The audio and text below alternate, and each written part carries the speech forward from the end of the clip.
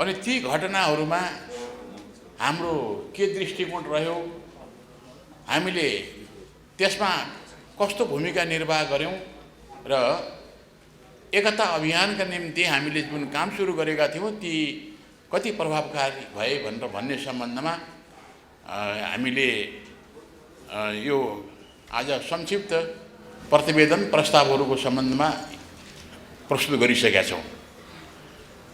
एकता अभियानका कामहरू अत्यन्त सफल छन् भन्ने मलाई लागेको छ।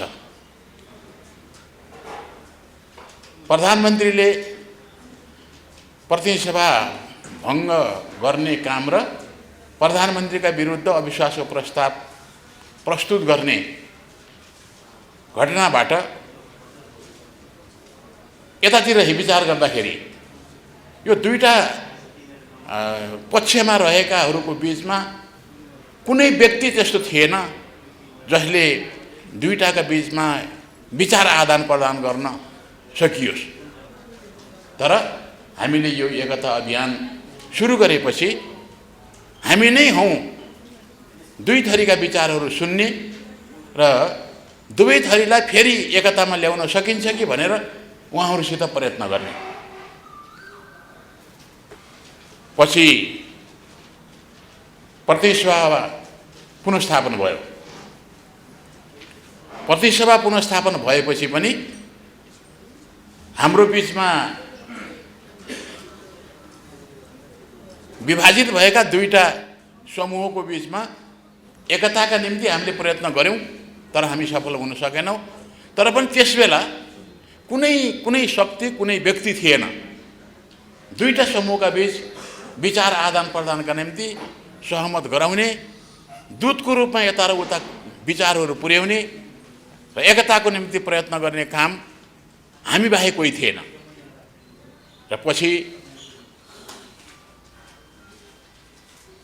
अघि हरि कमरेडले भनिसक्नु भएको छ, 3 वर्ष पहिले ऋषि कटेल कमरेडले मुद्दा हाल्नुभएको थियो। त्यो रिट निवेदनमाथि 3 वर्षपछि सुनवाई सुरु भयो र त्यसले सर्वोच्च अदालतको त्यो इजलासले ऋषि कटेललाई नेपाल कम्युनिस्ट पार्टी नेकपा भन्ने नाम प्रदान गर्दै नेपाल कम्युनिस्ट पार्टी नेकपा पहिले नै 75 साल जेठ 3 गते स्थापित भएको थियो, त्यो नाम त्यसबाट खोसिदियो। अब फेरि के हो नि भन्ने सम्बन्धमा त्यसले कुनै निर्णय दिन सकेन। तर दुईटा पार्टीलाई विभाजित गरिदियो र पुनर्स्थापित गर्यो। नेपाल कम्युनिस्ट पार्टी नेकपालाई विभाजित गरेर 75 जेठ 2 गतेको अवस्थामा पुर्याइदियो। नेपाल कम्युनिस्ट पार्टी एमाले र नेपाल कम्युनिस्ट पार्टी माओवादी केन्द्रको रूपमा पुनर्स्थापित भए। त्यसपछि नयाँ अवस्था सिर्जना भयो। दुईटा पार्टी पुनर्स्थापित भएपछि सहज रूपमा अगाडि बढ्नेछ, हामीले एउटा एकताको माहौल सिर्जना गर्नेछौँ र त्यो पुनर्मिलनको रूपमा खुसियालीको दिन हुनेछ। एकअर्कासित अङ्गमाल गर्दै संसारको अगाडि नेपाली जनताको अगाडि अब हामी एकताबद्ध भएर अगाडि बढ्यौँ भन्दै उहाँहरूले मुट्ठी कसेर फेरि अर्को सङ्कल्प गर्नुहुनेछ भन्ने एकता अभियानका हामीहरूले ठानेका थियौँ। तर त्यस्तो देखिएन। नेकपा माओवादी केन्द्रभित्र कुनै समस्या थिएन, अहिले पनि कुनै समस्या छैन। तर नेकपा एमाले भित्र पहिले त्यस्तो समस्या नभए पनि अन्तर्विरोधहरू थिए, समूहबद्ध थिए। र अहिले झन् जटिल रूपमा ती समस्याहरू प्रकट भए र फेरि त्यो एकता अभियानका हामीहरूलाई एउटा काम नयाँ किसिमले आइपर्यो। हिजो मात्रै मैले त्यो एकताको निम्ति दुवै कमरेडहरूलाई, दुवै पक्षका मुख्य कमरेडहरूलाई भेटेर अनुरोध गरेँ र मैले उहाँहरूलाई भने एकताका निम्ति हामी प्रयत्न गरौँ। खास गरिकन मैले हिजो बिहान प्रधानमन्त्री कमरेड केपी ओलीलाई भेटेर तपाईले प्रयत्न गर्नुपर्ने हो, तपाईको प्रयत्न उचित भएन, किनभने पार्टी पुनर्स्थापित हुनुको अर्थ नेकपा एमाले 75 साल जेठ 2 गतेको अवस्थामा पुग्यो। त्यसबेलाको विधान पुनर्स्थापित भएको छ, त्यसबेलाको केन्द्रीय कमिटी पुनर्स्थापित भएको छ, त्यो केन्द्रीय कमिटीले बनाएको पोलिट ब्युरो पुनर्स्थापित भएको छ, त्यो केन्द्रीय कमिटीले बनाएको स्थायी कमिटी पनि पुनर्स्थापित भएको छ र महाधिवेशनले पदाधिकारीहरू बहुपदीय प्रणालीमा जाने निर्णय गरेको थियो र त्यसमा बहुपदीय कमरेडहरू पनि हुन्थ्यो एउटा पदमा। त्यो पनि जस्ताको तस्तै पुनर्स्थापित भएका छन्। तर तपाईले अस्ति मात्रै एउटा आफ्नो पक्षमा रहेका केन्द्रीय कमिटीका सदस्यहरूको निर्णय गरेर विभिन्न निर्णयहरू गर्नुभयो। पार्टीको विधानलाई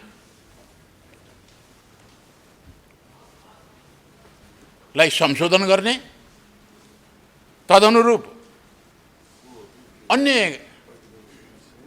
क्रियाकलाप पनि तपाईले गर्नुभयो। त्यसले तपाईको व्यवहार पार्टीलाई फेरि एकताबद्ध गर्ने तर्फ गएन। मैले अनुरोध गरेँ, तपाई नेकपा एमालेको अध्यक्ष हुनुहुन्छ, हामीले अर्को अध्यक्ष बनाएका थिएनौँ, एउटै अध्यक्ष एकल अध्यक्ष। तपाई नेकपा एमालेको संरक्षक पनि हो, तपाई नेकपा एमालेको एउटै नेता, नेपाली जनता र बाहिर संसारले जानेको नेकपा एमालेको नेता। तर तपाईले पार्टीका नेताहरू कार्यकर्ताहरूको संरक्षण गर्न सक्नु भएन। पार्टीभित्र उत्पन्न भएका समस्याहरू, अन्तर्विरोधहरू, त्यसको पनि ठिक ढङ्गले व्यवस्थापन गर्न सक्नु भएन। आज पार्टी पुनर्स्थापित भएको छ, तर तपाईको व्यवहार पुरानै छ। के तपाईलाई त्यस्तो गर्न सुहाउँछ? तपाई मुख्य नेता, हाम्रो पार्टी विधानले तपाईलाई हामी सबैभन्दा माथिल्लो तहको नेता त्यो जिम्मेवारी प्रदान गरेको छ। नेता मात्रै बनाएको छैन र यो देशमा नेकपा एमालेका नीति विचार र सिद्धान्तहरूको आधारमा सिङ्गो राष्ट्रको समृद्धिको बाटोको अगुवाई गर्ने पनि तपाईँ नेता। तपाईले त्यसो गर्न सक्दैन। त्यसभएर तपाईले तुरुन्तै साथीहरूलाई भन्नुपर्ने हो, पुनर्स्थापित हुँदा बित्तिकै एउटा वक्तव्य दिएर, पहिले हामी विभिन्न कारणले विभाजित अवस्थामा गयौँ, हामीले सोचे जस्तो पार्टी एकता हुन सकेन। त्यसकै कारण आज पार्टी एकता पूर्वको अवस्थामा चाहिँ हामी पुगेका छौँ। यस्तो अवस्थामा हामीले एकअर्कालाई भन्न हुने पनि भने होला, भन्न नहुने पनि भने होला। तर तपाईँ अध्यक्षको नाताले भन्नुपर्दछ, म आत्मलोचना गर्छु, तपाईहरूले पनि आत्मलोचना गर्नुहोस्। म त्यसमा कुनै किसिमको पूर्वाग्रह राख्ने छैन। नयाँ किसिमले हामी अगाडि जाने हो, एकताबद्ध नेकपा एमालेलाई अगाडि बढाउने हो भनेर भन्नुपर्थ्यो र आह्वान गर्नुपर्थ्यो देशभरिका कार्यकर्तालाई कि नेकपा एमालेमा तपाईँहरू आउनुहोस्। कसैलाई पनि भेदभाव हुने छैन, पूर्वाग्रहपूर्ण व्यवहार पनि कसैलाई गरिने छैन। यसरी दिनुपर्ने वक्तव्य तपाईँले दिनु भएन र तपाईँको व्यवहार उचित भएन। अब तपाईँ संरक्षक र नेताको चाहिँ नेतृत्व गर्ने ठाउँमा तपाईँ हुनुहुन्छ, तपाईँले संरक्षण गर्नुहोस्, पार्टीभित्र उत्पन्न भएका समस्याहरू समाधान गर्न प्रयत्न गर्नुहोस्। हामी तपाईँसित सँगै बसेर ती सबै समस्याहरूलाई समाधान गर्न, अन्तर्विरोधहरूलाई समाधान गर्नको निम्ति सहयोग गर्छौँ। म तपाईँको साथमा हुनेछु। यसको साथै मैले उहाँलाई अब तपाईँले तपाईँको नेतृत्वको सरकार अनि त्यसको समर्थनमा वामपन्थीहरू नआउने सरकार त्यसरी नचलाउनुहोस्। तपाईँले आह्वान गर्नुहोस् कि हामी फेरि पनि वामपन्थी सरकार दिन चाहन्छौँ।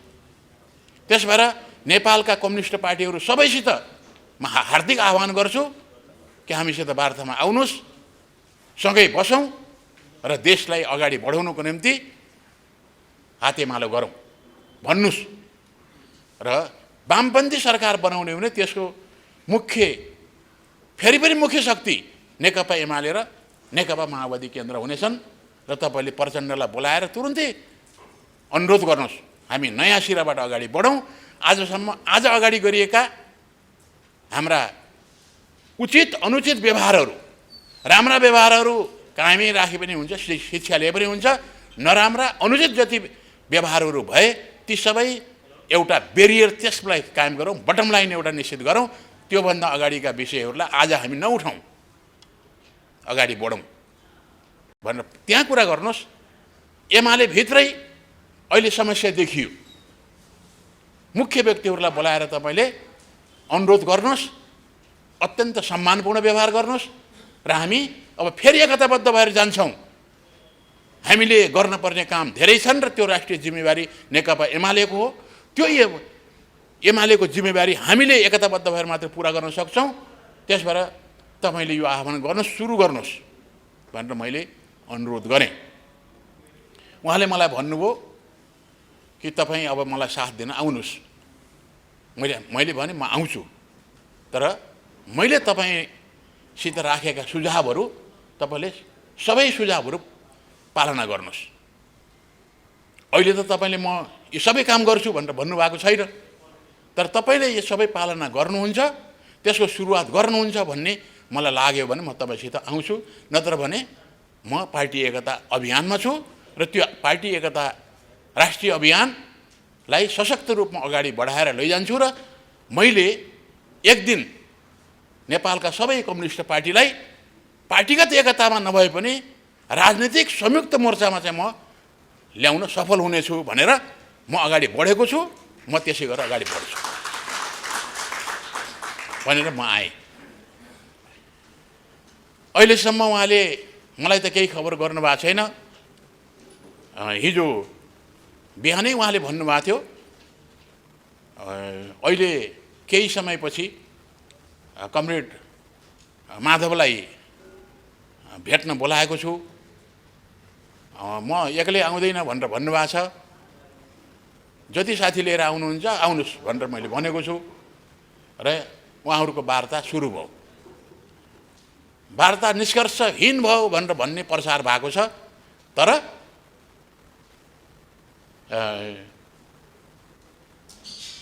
नेपाल कम्युनिस्ट पार्टी नेकपाको रूपमा हामी हुँदा सुरु भए अन्तर्विरोध सुरु भएर अलग अलग किसिमले अगाडि बढेपछिको पहिलो भेट हो उहाँहरूको।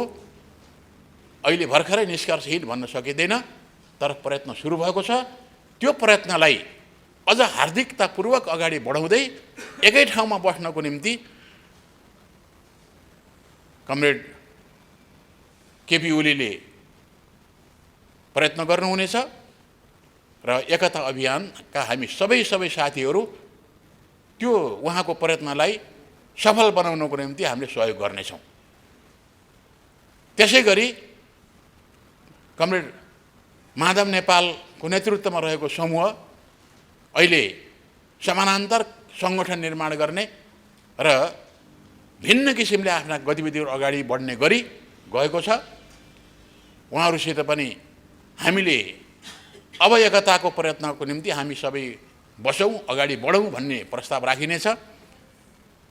तर एउटा अवरोध कमरेड केपी ओलीले, अध्यक्ष कमरेड केपी ओलीले हटाउन तयार हुनुपर्छ। त्यो अस्ति मात्रै 28 गते, फागुनको 28 गते उहाँले आयोजना गर्नुभएको केन्द्रीय कमिटीको नाममा उहाँको पक्षमा रहेकाहरू मात्रै केन्द्रीय कमिटीका सदस्यहरूको बैठक बसेर जे काम गर्नुभएको छ, त्यो बैठकलाई अब हामी एकतामा रहेकाले पनि मान्दैनौँ, अरूले पनि मान्ने सवाल आउँदैन, किनकि त्यसले पार्टीको विधान उल्लङ्घन गरेको छ। त्यसबाट पार्टी विधान उल्लङ्घन गरेर गरिएका निर्णयहरू सबै फिर्ता लिन सक्नुभयो भने जति छिटो फिर्ता लिनुहुन्छ त्यति छिटो पार्टीलाई एकताबद्ध गर्न सकिनेछ र हामी सबै नेकपा एमालेमा प्रवेश गर्नेछौँ र हामी त्यसपछि फेरि एकता अभियान आवश्यकता पर्ने छैन र हामी सबै पार्टीका आफ्नो ठाउँका जिम्मेवार व्यक्तिको रूपमा यो पार्टीलाई अगाडि बढाउनेछौँ। यसरी हाम्रा गतिविधिहरू साँच्चीकै युद्धरत पक्षको बीचमा सहमति गराउन र वार्ताका माध्यम चाहिँ निर्माण गर्नको निम्ति जसरी रेड क्रस सोसाइटीका व्यक्तिहरूले भूमिका खेल्छन् त्यसै गरेर यो बीचमा हामीले भूमिका खेलेका छौँ। हाम्रो भूमिकाप्रति हामी सबैले गर्व गर्नुपर्छ र कसैले पनि अनेक किसिमका लान्छना लगाए होलान् त्यसलाई हामीले किञ्चित पनि मान्न हुँदैन। हाम्रो यो अभियान स्वतन्त्र, निर्विघ्न र पवित्र उद्देश्यका साथ हामीले सुरु गरेका हौँ र यसको आवश्यकता छँदासम्म हामी यसै गरेर अगाडि बढ्नेछौँ। र आज तपाईँहरू यहाँ आउनुभएको छ, हामी एक एक गरेर प्रस्तावहरूमाथि छलफल गर्नेछौँ र छलफल गरेर हामीले फेरि सबै समूहबाट विचारहरू सुनिसकेपछि हामीले अगाडि सारेका प्रस्तावहरूमा कमरेडहरूका विचार जे जस्ता छन् त्यसअनुसार यसलाई परिमार्जन गर्ने काम पनि हामीले गर्नेछौँ। व्यवहार गरियो तिनी प्रकट भए, हामीले त्यसलाई रोक्ने कोसिस गऱ्यौँ र अब हामी त्यस्तो गर्ने छैनौँ। हामी यहाँ रहेको बेलामा पनि गर्दैनौँ, हामी पार्टीमा एकताबद्ध भएर पनि गर्दैनौँ, अथवा हामी भोलि कुनै पनि समूहमा गएर त्यो व्यवहार गर्ने छैनौँ। स्वतन्त्र हुँदाखेरि पनि त्यस्तो व्यवहार, त्यस्ता लान्छनायुक्त चाहिँ व्यवहारहरू गर्ने छैनौँ। व्यक्तिगत चरित्रको सम्बन्धमा कहिले पनि कुराहरू उठाइने छैन। यो सङ्कल्प चाहिँ हामीले गरेका छौँ। हामी त्यही संस्कृति जहाँ पनि स्थापित गर्नको निम्ति एकतामा लागेका हामी सबै कमरेडहरू लाग्नुहुनेछ।